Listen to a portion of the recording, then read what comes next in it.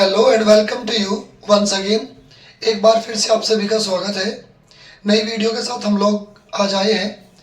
बच्चों, हमारा टॉपिक जो स्टार्ट है वो सिंथेसिस ऑफ सेंटेंस चल रहा है और सिंथेसिस ऑफ सेंटेंस के अंतर्गत हम सिंपल सेंटेंस बनाना सीख रहे हैं।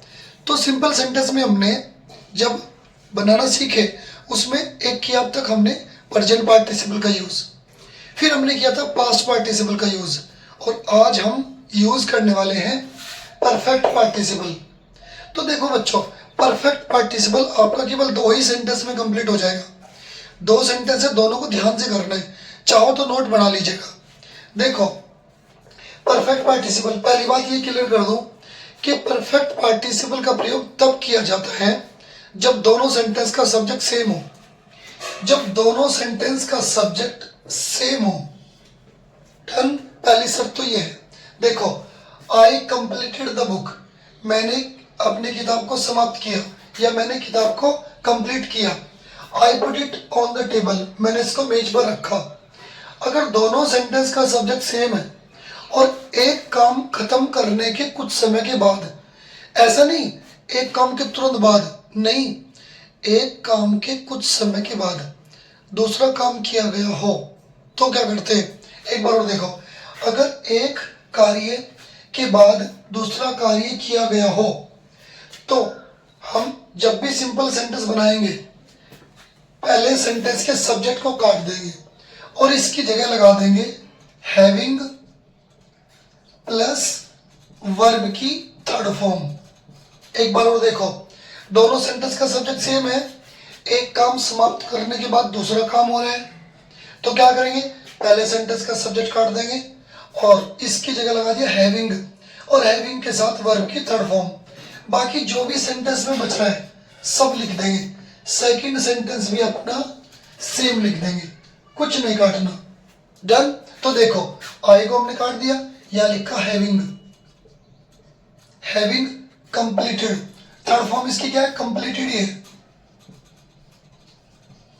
Having completed the book, comma लगाओ और सेकंड सेंटेंस सेम लिख दो, आई put it on the table. Done. कोई डाउट किसी को? दोनों सेंटेंस का सब्जेक्ट सेम था, एक काम के कुछ समय के बाद दूसरा काम हो रहा है, मतलब एक काम समाप्त करने के बाद दूसरा काम हो रहा है। आई कंप्लीटेड द बुक, मैंने बुक को कंप्लीट किया, मैंने इसको मेज पर रखा, एक काम के बाद दूसरा काम हो रहा है, किया having completed the book, I put it on the table, first roll. Done. Second देखिए, second number, he was warn of the danger, उसे खतरे के लिए आगाह किया गया, वार्निंग दी गई। ही एस्केप्ड अनहर्ट, वो बिना चोट खाए बच गया।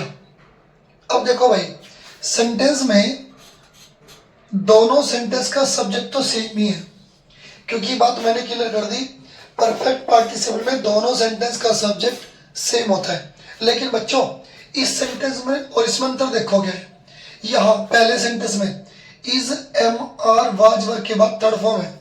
याद रखो बच्चों, अगर दोनों सेंटेंसेस का सब्जेक्ट सेम हो और पहले सेंटेंस में is am are was verb, अगर ये दिया गया है और इनके साथ वर्ब की थर्ड फॉर्म दी गई है, देखो इधर, अगर पहले सेंटेंस में देखो यहाँ पर है is am are was verb के साथ वर्ब की थर्ड फॉर्म अगर दी गई है, तो जब भी सिंपल सेंटेंस बनाओगे पहले सेंटेंस का सब्जेक्ट और is am are was verb को काटकर हैविंग बीन, हैविंग और having been, B W N, इसमें क्या लगा था? केवल हैविंग, और इसमें क्या लगा है? Having been.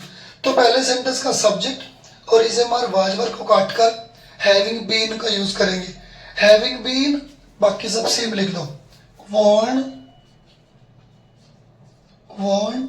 Of the danger, और यहां फुल स्टॉप के लिए कोमा और दूसरा सेंटेंस सेम, ही एस्केप्ड अनहर्ट। Done unhurt. देखो भाई एक बार और, दोनों सेंटेंस का सब्जेक्ट सेम है। पहले सेंटेंस में यहाँ पर इज एम आर वाजवर के बाद वर्ब की थर्ड फॉर्म है, तो हम जब भी सिंपल बनाएंगे पहले सेंटेंस का सब्जेक्ट और इज एम आर वाजवर काट के यहाँ हैविंग बीन का यूज कर देंगे, बाकी सब सेम। तो केवल आपको दो ही रूल हैं जो आपको पढ़ने हैं, बहुत ध्यान से, आसान सा तरीका है। अगर दोनों सेंटेंस का सब्जेक्ट सेम है, राइट, एक काम के बाद दूसरा काम हो रहा है, तो पहले सेंटेंस का सब्जेक्ट काट के हैविंग के साथ थर्ड फॉर्म। लेकिन अगर पहले सेंटेंस में इज एम आर वाजवर के बाद थर्ड फॉर्म है तो हैविंग बीन। कुल मिला के ये बताने की बात है बच्चों, अगर पहला सेंटेंस एक्टिव वॉइस का है तो हैविंग के साथ थर्ड फॉर्म, और अगर पैसिव वॉइस का है तो हैविंग बीन के साथ थर्ड फॉर्म, बाकी सबसे। ओके, इसी तरह से आप ढेर सारे सेंटेंसेस आप बनाइएगा, इसमें कोई प्रॉब्लम है नहीं, केवल दो ही रूल है। ओके।